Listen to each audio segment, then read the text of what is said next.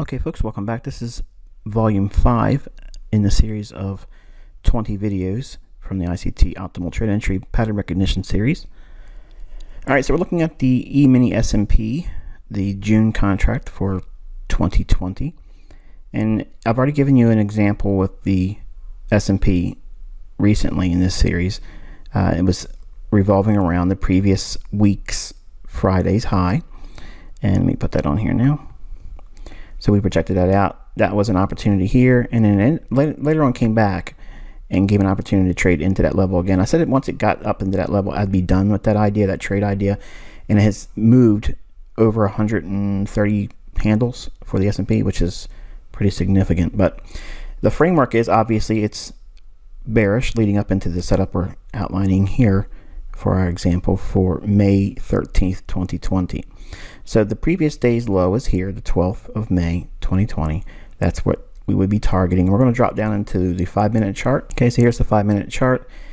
And we're going to put our lipstick on this pig here. Here is the previous day, or the 12th low. Below that would be sell side liquidity. And we've already outlined the fact on that hourly chart, the bearish market structure, and seeking liquidity below the previous day's low. Here's our New York session. So inside of this area here, okay, we're looking for a setup, and here's the high. We trade down to this low and start retracing inside the New York session, trading up into the bearish order block, which is that last up close candle right here.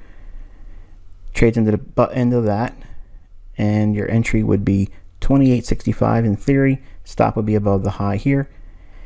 Trading down to the low of the optimal trade entry. Since we're dealing with the S&P, we're not talking about pips, so we're dealing specifically with the range. So the range low that would offer over 30 handles on the S&P, and then a second partial at plus 50 handles at half of the projected standard deviation. In other words, the range is here. Okay, so we have this high to this low. Half of that range is this level. That's what this is all about. And then one full standard deviation of this range or projection down would send us into that 27.88 3/4 for plus 75 handles for your third partial.